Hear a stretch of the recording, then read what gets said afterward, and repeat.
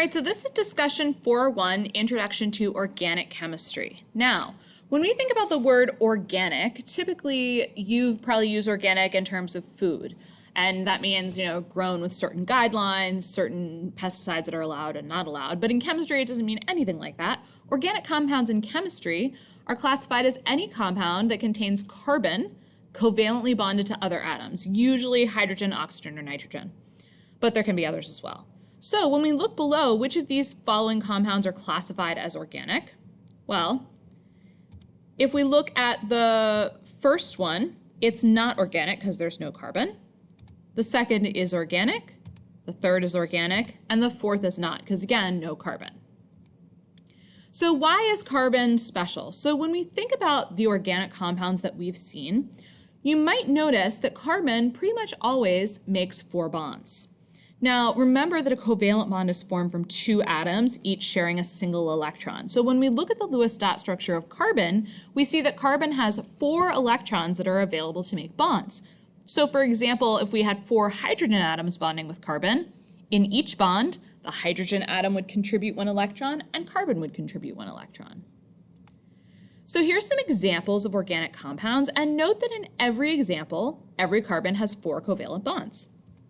So in the first example, this carbon has a double bond and 2 single bonds, so 4 total.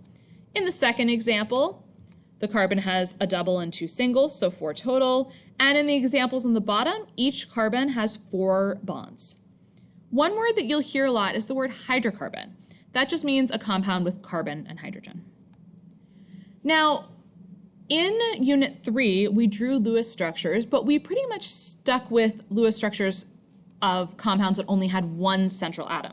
However, we can apply these same principles to structures that have multiple central atoms and describe the molecular geometry or the shape around each central atom. So, for example, this first carbon has 4 bonded atoms and no lone pairs, so we would say it's tetrahedral. This carbon has 3 bonded atoms and no lone pairs, so we would say it's trigonal planar. And again, it's really important to note that we're looking at each central atom independently. Now here, this molecule is much larger. This first carbon is tetrahedral because it has 4 bonded atoms and no lone pairs. The second carbon is trigonal planar because it has 3 bonded atoms and no lone pairs. This oxygen has 2 bonded atoms and 2 lone pairs, so it's bent. This carbon has 4 bonded atoms, so it's tetrahedral. And the last carbon, again, has 4 bonded atoms, making it tetrahedral. So you can apply, again, the same rules about the number of bonds and lone pairs to figure out the molecular geometry around each central atom. So for practice, pause for a moment and identify the molecular geometry around each central atom in the molecule, and press play when you're ready to see the answers. All right, so the first, second, and third. The first is tetrahedral, the second is trigonal planar, and the third is tetrahedral. Now, one word that you'll also hear in organic chemistry is saturation. So a saturated hydrocarbon contains all single carbon bonds, all single carbon-to-carbon bonds, and that's saturated. And when it has all single bonds, that means it's bonded to its maximum number of hydrogen atoms. We say that it's saturated with hydrogen. So this means that molecules with double or triple bonds are said to be unsaturated. Saturated hydrocarbons are known as alkanes. All right, so keeping in mind that single bonded hydrocarbons are saturated and ones that have double or triple bonds are unsaturated, let's take a look at these. So the first is saturated because it only has single carbon-carbon bonds. So each carbon is bonded to its maximum number of hydrogen atoms. The next is unsaturated because it contains a double bond. And the third is saturated. Now you've probably heard these terms before in terms of saturated and unsaturated fats. And that's what it's referring to. It's referring to the carbon-carbon bonds in those fat molecules. Now, when we name alkanes or saturated hydrocarbons, Remember, these are only ones that contain all single bonds. We're going to use prefixes that tell us the number of carbons in the chain and then add the suffix -ane. So these are the prefixes, 1 through 10, meth, eth, prop, bute. And then after that, they get very similar to the covalent naming prefixes, pent, hex, hept, oct, non, and dec. Now, these seem a little strange, but when you think about it, you actually have heard a lot of these used before. For example, you probably have heard of methane as an example of a greenhouse gas. Propane, if you have a gas grill, that's the gas that's used. And butane is in like candle lighters. Octane is the gasoline for your car. So an alkane with 3 carbons in its chain would be called propane. Prop for 3 and ane because it's an alkane. And that's what it would look like. An alkane with 8 carbons in its chain would be called octane. And that's what octane would look like.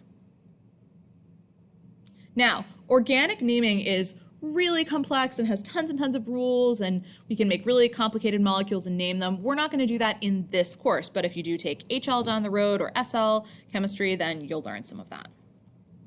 All right, so let's do a quick practice. What is the name of an alkane with 5 carbon atoms? Well, that would be pentane. Pent meaning 5, ane because it's an alkane. What is the name of an alkane with 4 carbon atoms? That would be butane. And if we have just 1 carbon atom, that would be methane. All right, so pause for a moment and see if you can identify the name of this compound and press play when you're ready to check. So this would be ethane. Now, the last piece of this that we're going to cover is talking about functional groups. So functional groups are hydrocarbons where some of those hydrogen atoms have been replaced with 1 or more different atoms. When we change the atoms involved, we're going to produce a substance that has different physical and chemical properties. So when we add these groups, they change the function of the molecule, hence the name functional groups. So there's a couple that you should be familiar with, and I'm going to tell you which ones are the most important ones for you to know. So we can add hydroxyl groups, or OHs, to molecules. And when a hydroxyl group is added, it creates an alcohol. So this is an example that shows methanol and ethanol. Now, this is one of the most important ones, so make sure you star it on your notes. You should definitely know this one.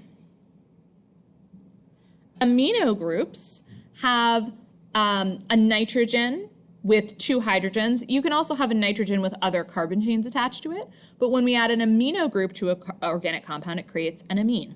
So this is ethylamine. We also add carboxyl groups. So carboxyl groups have both an OH and a double bonded oxygen, so a hydroxyl and a carbonyl group on the same carbon. These are called carboxylic acids. All right, now we talked about amines and we talked about carboxylic acids. These 2 functional groups are present in amino acids. That's where the name comes from. They have an amino group and a carboxyl group on each amino acid. So this is ethanoic acid, which is commonly known as acetic acid, which is basically the main component of vinegar. All right, so those are the 3 main types that you need to know. So I want you to take a moment, pause, and see if you can identify what type of functional group is in each of these 3, and press play when you're ready to check. All right, so we have an amine, an alcohol, and a carboxylic acid, and you can see the amine has the NH2, the alcohol has the OH, and the carboxylic acid has the double bonded oxygen and the OH. All right, so do the practice and let me know if you have any questions.